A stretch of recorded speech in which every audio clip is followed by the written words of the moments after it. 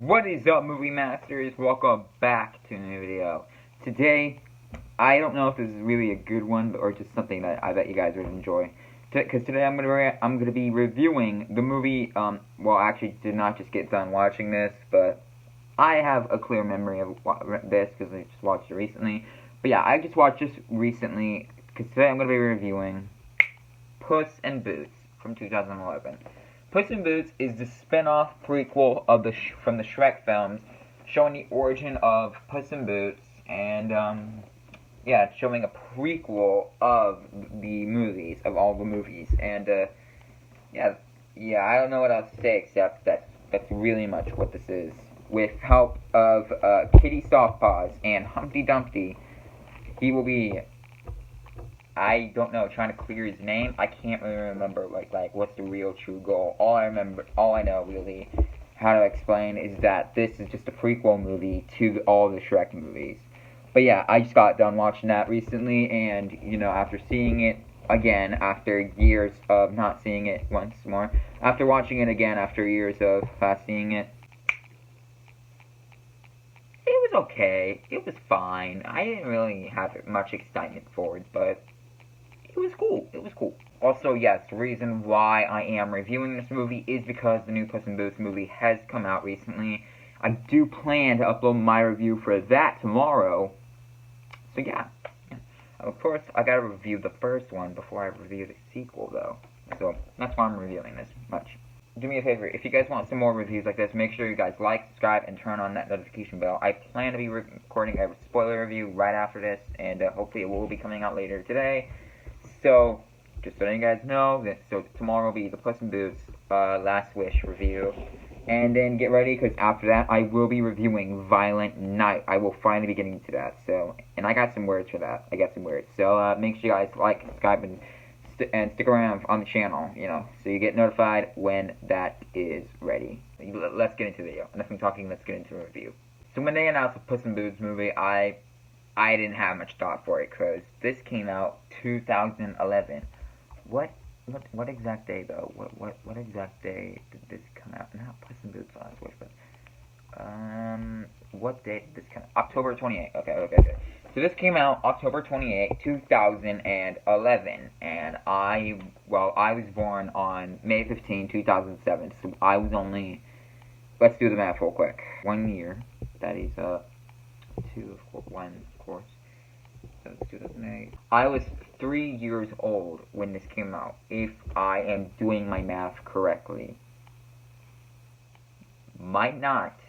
No, wait, I was 4 years old.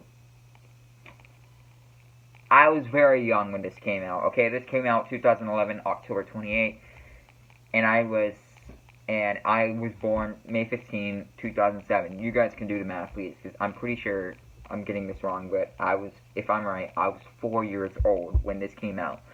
So I didn't really have that much care for like what was upcoming and stuff like that. So I just knew when the movie came out, I absolutely loved it because I was a little kid. I didn't know cinema that well. But then years later, when I watched the movie again, I didn't find that much excitement because I'm older. I understand more cinema better. So it wasn't as good, but it was still good. Watching it recently again, the latest time I watched it, it was fine. It was fine. It was a nice little movie with Shrek, the Shrek film. Everybody knows Shrek films is kind of superior with Dreamwork, but to me, it's not the best, but it's cool. It's cool. And if I had to put it this summer, I would say this is definitely better than Shrek the Third, but I don't know if I could say it's better than Shrek Forever After. Shrek Forever After is actually my favorite Shrek movie, spoiler. Sorry, I know the sequel is really amazing to a lot of people, but Shrek Forever After is my favorite Shrek film. Does it go with the Puss in Boots movies? It is, but is it better than Puss in Boots 2? We'll talk about that soon. But yeah, Shrek Forever After is my favorite. Sequel is second though. Sequel is second. Don't worry. Just letting you guys know. My opinion. It's my opinion that matters to me. So you know.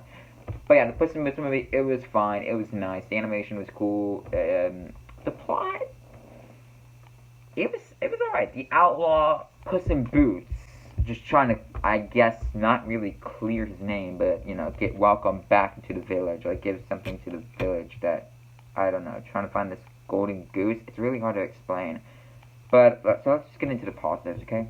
First positive, the movie, I would say, is Kitty Softpaws. She is not much used in this film, more just like, you can't trust nobody these days.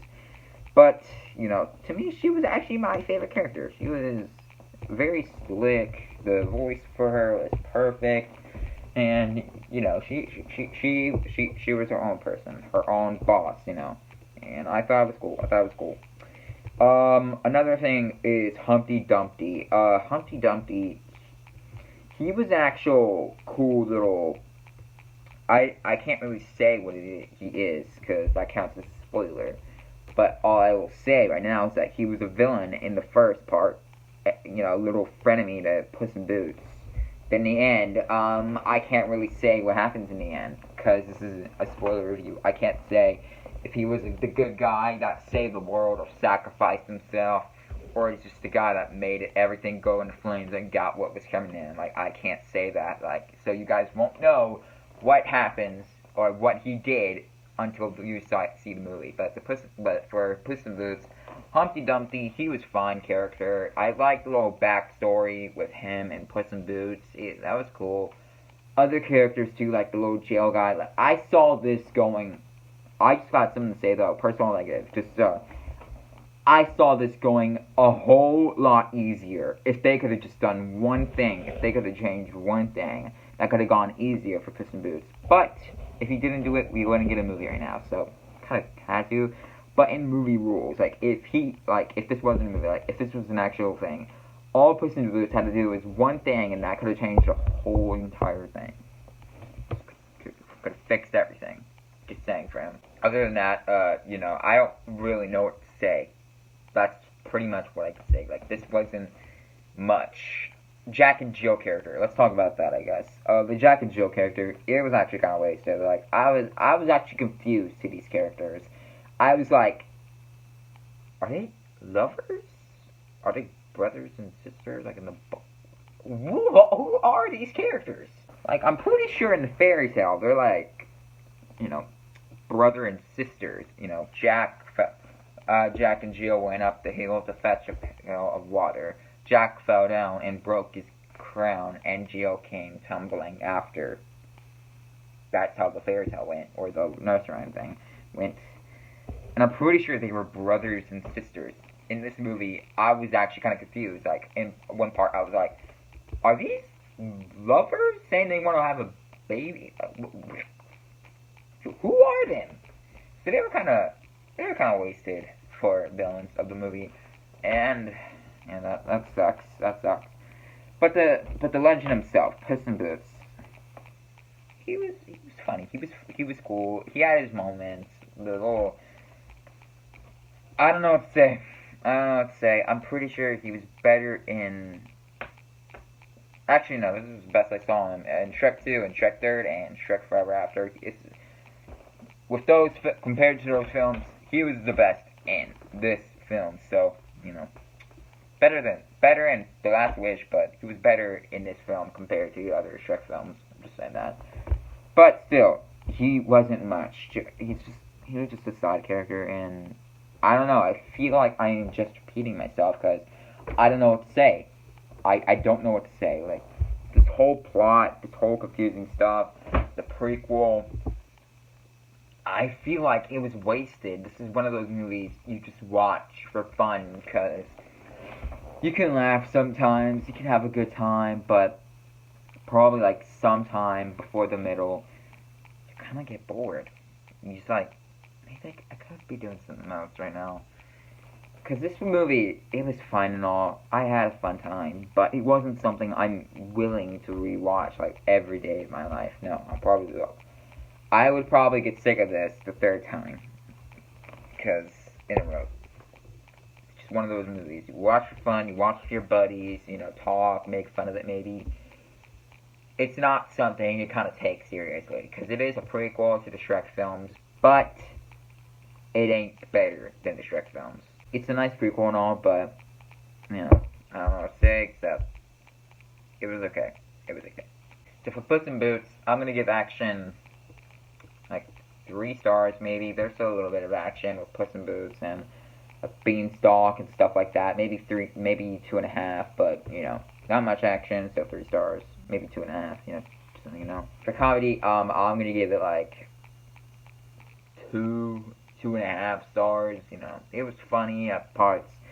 It was funny. I laughed out loud, maybe probably like once or twice. There was one part I was like, I wanted to make it my ringtone. I wanted to make a little video of it as my little ringtone. When I got a phone call, that would be my little ringtone. That was one of the parts, though, you know. So, yeah, I would give comedy like 2.5 stars, maybe. And, for drama, not much drama. I didn't feel it much. But with the backstory of Puss and, Humpty Dumpty, that was actually a little bit dramatic. Like, the backstory, then, I felt it. I was emotional. So I'll give drama 3 stars. Mostly because of that backstory, but, you know, the backstory of Puss in Boots, it was cool. It was nice. It was fun. Not much, but it was still dramatic at times. So, 3 stars. For horror, nothing really that's going to scare you, so 0 stars for that. There's not really anything that's going to scare you in this movie unless you're terrified of a giant ghost. You don't really get scared. Maybe half a star for Jack and Jill, because they could get a little bit scary to little kids, but other than that, ain't scary, so 0 stars, unless you can get scared to a Jack and Jill easily, then it's probably like half star. And the final one, suspense. I gotta be honest, I did not really feel so much suspense. That ending, I was like, whoa, I did not see that coming. So I'll give it like 2.5 stars. The ending, it was probably more stars, but for the movie overall, it's not much suspense. The backstory, you can kind of see where it's going, kind of tell, oh, and yeah, I'll just give it 2.5 stars, okay? Overall, this movie, it's, like I said, it's just to watch for fun, something you don't really take seriously, just watch it when it's okay, it was fine, you know, and just watch it whenever you want, just, you don't really, like, have the urge to rewatch it afterwards. You can watch it whenever you want, but you don't really have the urge to watch it again. So I would say this movie is something you see in theaters. Like, probably like a one-time watch in theaters, and then you can rent it whenever you want, you know. Because this was a fun movie and all. I wouldn't rewatch this a lot, but it is a cool experience in theaters. So I would say it's something you watch in theaters. You know, have your popcorn and drink. Because I remember the first time watching this in theaters, I had an excellent time. Then again, I was very little, but I remember just so much greatness watching it in theaters. My popcorn and my drink, it was so good. But yeah, this is a movie you watch in theaters. I prefer one time, but you know, you can watch it more times if you want. But anyways, guys, that was my review for Puss in Boots. What did you guys think about it? Leave a comment down below. What did you think of the movie? Leave me your rating in the comments below. No spoilers. That's gonna be for the spoiler review. Thank you guys so much for watching. Like, subscribe, turn on the notification bell, and I'll see you all next time. Peace out.